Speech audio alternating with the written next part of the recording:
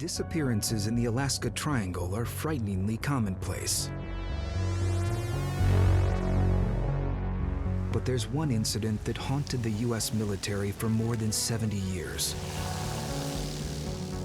44 military personnel gone without a trace. In one of the big mystery disasters of the U.S. Air Force, the plane vanished. Why has the Douglas never been found?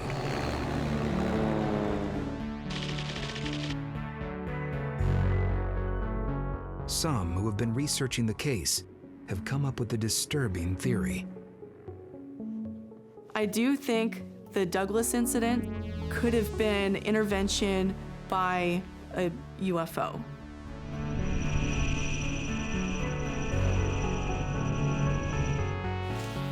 Jesse Desmond is the Alaskan State Director for MUFON, the Mutual UFO Network.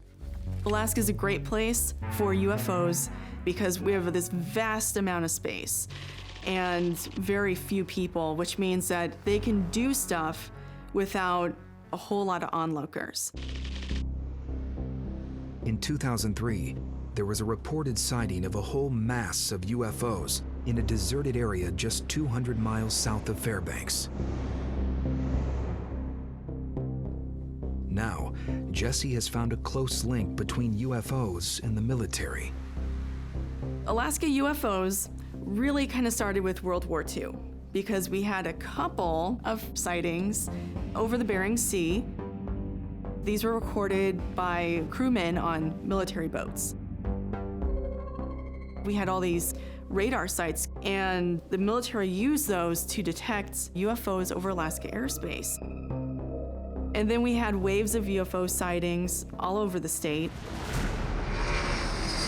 One of the most famous was in 1986, when the crew of a Japanese airline flight witnessed two UFOs trail their plane right in the middle of the Alaska Triangle. Is there a link with the missing Douglas?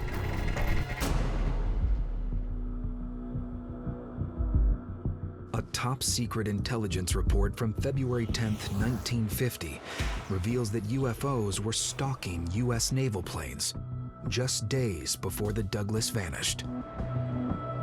The first of these encounters was above the Naval Air Station of Kodiak, only 250 miles southwest of the Douglas's departure point in Anchorage. MUFON investigator Jeremy Ray has been analyzing the reports. Shortly before the disappearance of the Douglas aircraft, there was a Navy pilot that witnessed a UFO. This UFO was clocked on radar going 1,800 miles per hour, and during that time, we didn't have anything that could go that fast, so I find it very interesting. The plane's radar operator reported the strangest interference he had ever seen. The control tower was in a state of panic. There should have been no other aircraft in the area. Suddenly, the UFO vanished, only to reappear 2 hours later trailing the Navy plane. It followed the aircraft for some minutes before vanishing once more.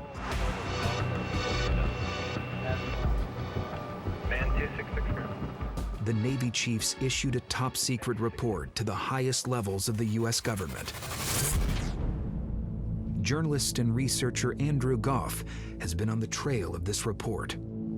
The 1950s report was so important that 36 copies of the Navy's detailed analysis was sent to various security agencies such as the FBI, the CIA, the Air Force Intelligence, and even the Department of State. This document about the Kodiak UFO encounter never saw the light of day until the 1970s, when a Freedom of Information request forced the U.S. authorities to release a redacted version. This strikes me as yet another government cover-up. They know what's going on, and they are not going to let the public know because they are afraid that they won't be able to handle it. The Kodiak encounter happened just 4 days before the Douglas disappeared. 2 days after the disappearance came another sighting, And this one takes us right back to Elmendorf. There was a report of a UFO above Elmendorf Air Force Base. And what's really interesting about this is that that's the same Air Force Base that the Douglas aircraft flew out of.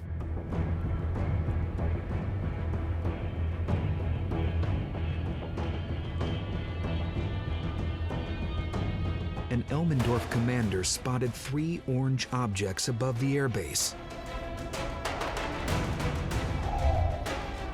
They hovered at around 25,000 feet. Then, they mysteriously vanished.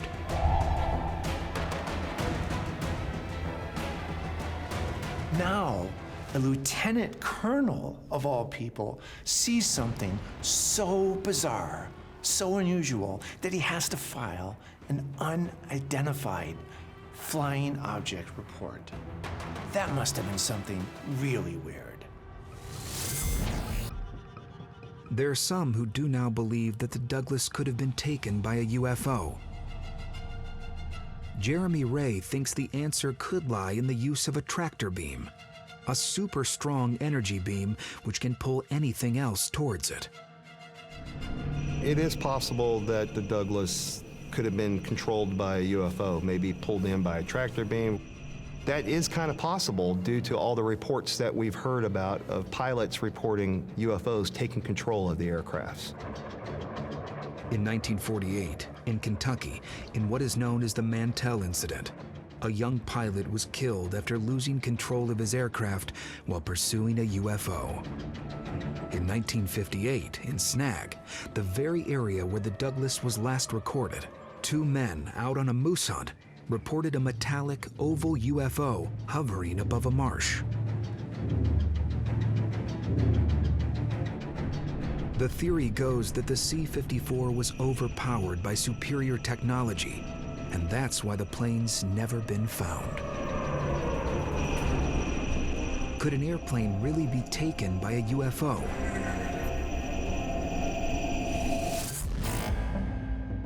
There's one famous case from Australia where this has been suggested as a genuine possibility.